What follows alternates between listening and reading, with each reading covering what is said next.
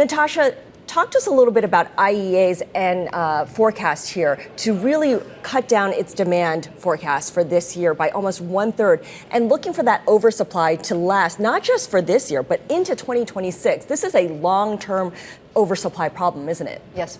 Well, thank you for having me. This has been actually our baseline view. Our baseline view was for the last, since pretty much 2023, there would be a massive oversupply in both 2025 and 2026. So clearly, that's working out at the moment. So there was a lot of concerns about the demand, about recession and what exactly that means for the oil demand numbers. But in my view, actually, I'm putting the bigger weight on the supply side. I think there is a change in the reaction function of OPEC and that they decided to increase supply in an environment of declining oil prices. Why? So that's very concerning. So I think the market is playing, the market is trying to figure out whether OPEC is dusting their playbook from 2014 of 2020.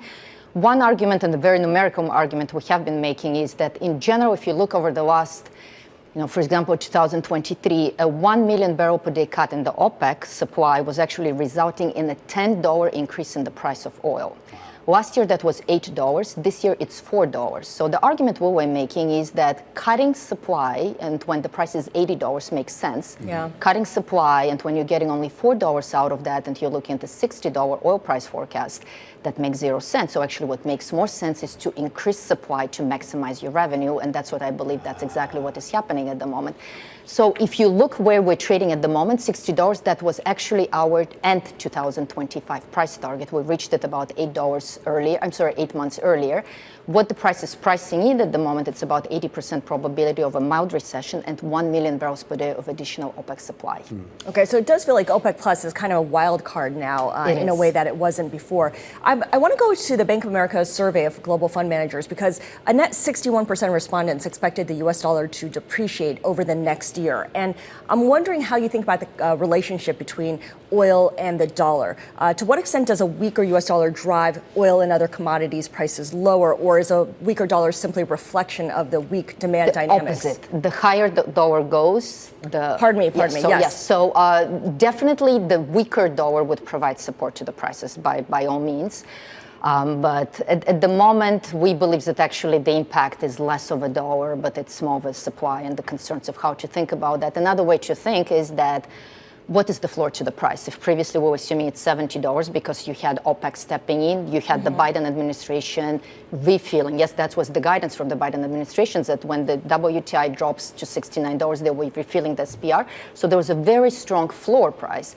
At the moment, we don't have OPEC, and we have the Trump administration very actively, very openly pursuing substantially lower oil prices. So our view is that there will be no intervention from the Trump administration unless WTI hits $50.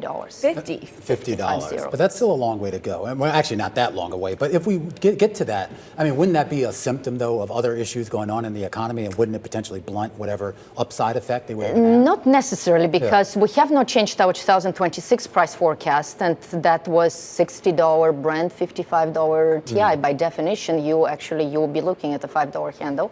Substantially lower prices. But, the argument we made is that if the Trump administration does absolutely nothing about oil, they will get the $50 price just because there's so much supply. I am curious about what we've also seen in other parts of the commodity space, particularly in industrial metals. I feel like it was a year ago we were looking at copper at 11,000. Even just, 3 weeks ago it was over 10,000. Yes. I think we're at 9,100 or something right now. Is there a sense here that we're going to end up in a tight trading range on copper futures, or is there a potential for a breakout either to the upside or downside? We believe actually that copper is trading too high at the moment. So our price target is too high, 8,300 for the second quarter.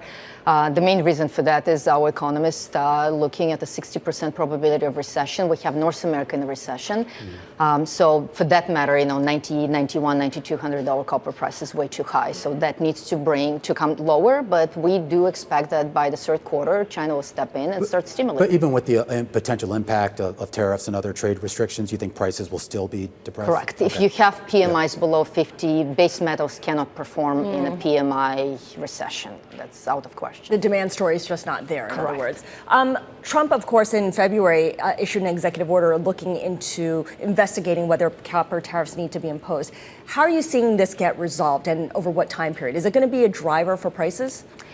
So the argument we have been making is that, so there's 34 critical minerals. Copper is not one of them. Aluminum, interestingly, is, but copper is not. And so we believe that actually it makes sense to add copper to the critical mineral list. And because of that, all the restrictions that comes with that, or all the incentives that come with that have to be in place. So for example, development of mines. Yes, we have the copper belt going through the United States, like Arizona and all other places, so that needs to be developed, and you need to expedite the permitting and all other things that is happening in oil and gas, but it's not happening on the copper side.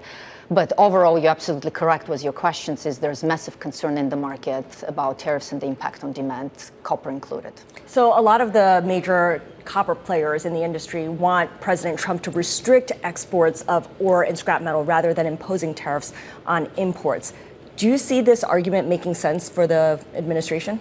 So I think restricting, it's a big word. What I personally would suggest is adding it to the critical minerals list and expedite production. So pretty much increase supply rather than trying to keep this domestically. Before we go, I have to get your thoughts on precious metals. Of course, we saw that big run up in gold. I think it's still up again today as well. Is there any sort of ceiling to this, to how far this can go? So months ago, we wrote about a $4,000 gold price. I had in mind 2027. So it does appear that actually we're getting much faster to our targets. A couple arguments. The time is compressing, so it took 38 years to get from 1971 to get actually to break the first 1,000. That was March 2008, the global financial crisis. Then it took 12 years to get to 2000. That was COVID, not COVID, the global financial crisis. I'm sorry. And then it took less than 5 years to break the 3,000, and that was COVID. So everything is compressing. It takes 2/3 less time to get to the next level. So if you do this math, the 4,000 should be 2027, but it does appear that we're getting there much faster. Absolutely astonishing. It's particularly for such a hard asset like that.